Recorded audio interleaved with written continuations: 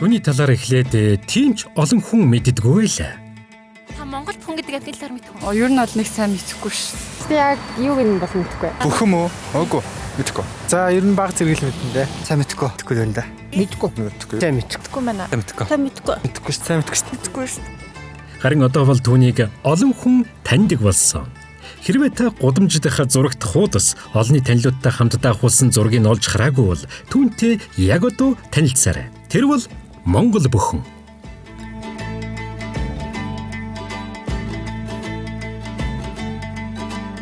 Доод толгойн ховордож устгад ойрхон ирсэн Монгол бүхэнгийн төлөөлөл өөрсдийн байдаг үгийг ч сайн мэдэхгүй байгаа монголчуудад асуудлаа таниулах гэж хотод ирсэн юм. Харин түүнийг ямар түүхтэй, ямар ач холбогдолтой амьтан болох бас ягд ховордож байгаа шалтгааныг одоо танд тайлбарлаж өгье. За дэлхий дээр хоёр өөр ялгаатай салбар зүйлийн бүхэн байдаг. За нэг нь бол сорго бүхэн. За энэ бол Казахстан, Оросын холбооны улс, Халимаг гэх мэтчлэн одоо улс орнууд тархсан байдаг. За нөгөө нэг салбар зүйл нь бол Монгол бүхэн гэж байгаа. За Монгол бүхэн бол ерөөсөө Монгол улсын баруун бүс нутагт тархсан Монголын одоо унган зүйл амьтан. Бүхэн гэдэг амьтан нь бол ер нь эртний үсэлтэй гэдэг. Ер нь юунаас мөслөг үеэс хойш одоо үлдсэн одоо амьтан гэж. Тэр бүхэнтэй одоо тэр нэг дор цуг амьдардаг байсан одоо тэр өсөрхөх хэрэгс тэр арслан заамаа гэдэг тэр амьтнууд нь бол одоо ингээд бүр дэлхийд байхгүй болоод устдаад алга болсон байж тээ. Гол нутг нь одоо Шарган говь, Хүйсийн говь. За тэгээд хоошоогоо Ховд аймгийн Дайруу Чандам сумын нутгууд болох Дөрөвний хүрэн тал гэдэг одоо энэ газруудаар голлож одоо байршиж байна.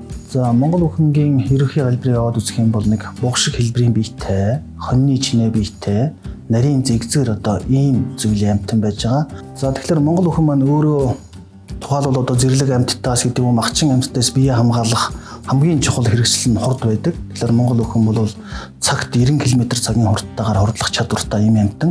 Тэгэхээр одоо юу гэдэг дэлхийд дээр байж байгаа хамгийн хурдан амьтныг чита гэж ярьдаг тийм ээ. Мөн 90 км/цагийн хурдтай 90-с дээш гарч хурддаг гэж ярьдаг. За гэтэл чита маань үнэхээр одоо юу гэдэг богинохон хугацаанд маш хурдтай ажиллаж чаддаг.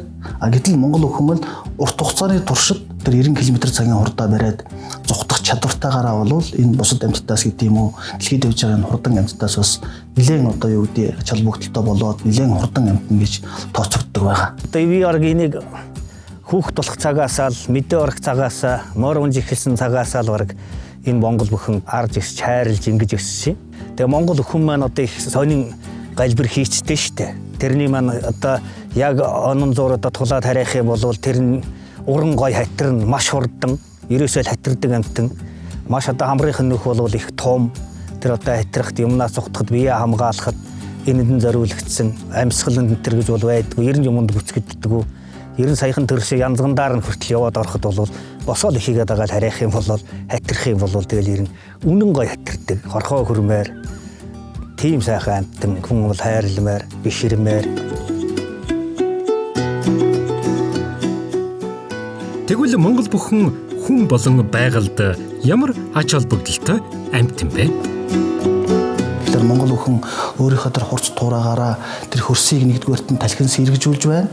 За хоёрдугаарт нь тэнд байж байгаа ургамлын үрийг хөрсний гүнлөө нэвчүүлэх, хөрсөн доор нь оруулах одоо ийм чухал үүрэгтэй буюу тэр говьчлын экосистемийн ургамал ургах үндсэн нөхцөлийг бүрдүүлж байгаа ийм чухал ач холбогдолтой амьтан байж байгаа. Биднээс дээр өвөг дээдс маань яаж сурталчилж хэлж өгч ирсэн эмхтэй зэрэг малд одоо энэ бэлчээрийн тарах зэннийг сэргэж энэ малын маань бидний өвс одоо иддэг ургамал энэ бүхнээс одоо хортоо одоо таглал биднэрт хэлж аншнаар бол бахлуур шавууг шарилж гээд энэний одоо яг ид ургаж эхлээд тэрний нэг хортоо хэсгийг одоо идэж малыг бол бэлчээрийг ариутгах гэдэг бэлчээрийг сэргжүүлж яадаг гэж ингэж бас манайхан бас биднэрт ярьж зөвлөж ийшээ. Монгол бүхэн гэдэг бол зөвхөн л одоо Монголд байдаг.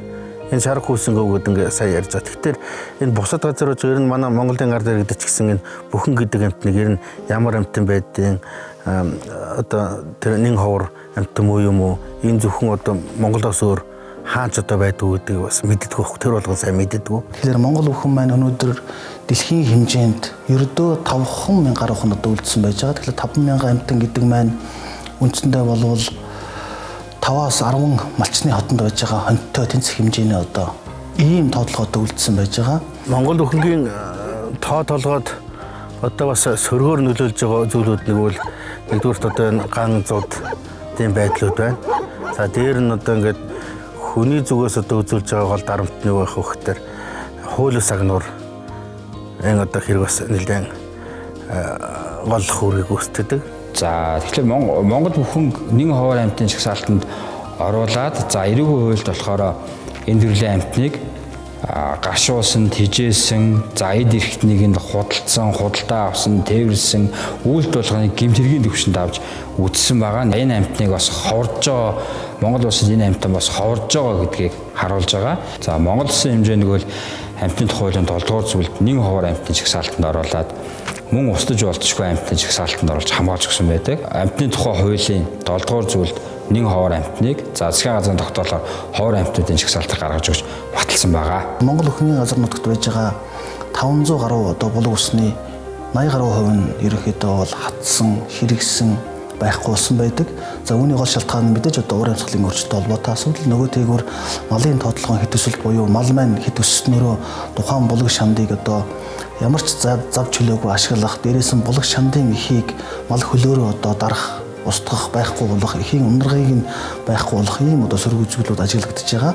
Тийм болохоор булаг усны эхийг хамгаалах замаар малдаа, хүндээ, мөн дээрээс нь зэрлэг амьтандаа усны их өсрийг бий болгох нь чухал байж байгаа. Тэгэхээр энэ сайхан нэг ховрын амьтныг одоо бас ингээд нэг зураг болоод түүх болоод ингээд үлдчихээс өмнө энэ байж байгаа одоо энэ газар нутагтаа бас одоо үр хоочтой бас өвлөлөн үлдэх талаас бас онцгой анхаарасаар гэдгийг бас нийт ард иргэдээс төгсөж байна. Бидний саяхныг хүртэл мэдэхгүй байсан Монгол бүхэн панда шиг, ирвэс шиг, мазаала шиг л хамгаалуулахыг хүсэж байна. Яг одоо иргэн хүний хувьд таны хамгийн сайн хийж чадах зүйл бол Монгол бүхэн аль болох олон хүнд таниулж бүхэнтэй холбоотой мэдээллүүдийг цааш нь түгээх явдал билээ. Харин албан байгууллагууд бүхэнгийн ундаалдаг ус хомсдож байгааг бууруулахын төлөө нэгдэж булаг усны ихийг хамгаалах ажлыг эхлүүлэн дэлхийд 5000 алхан үлдсэн Монгол бүхэнгөө хамгаалахад бодиттой хувь нэмрийг оруулах боломжтой юм.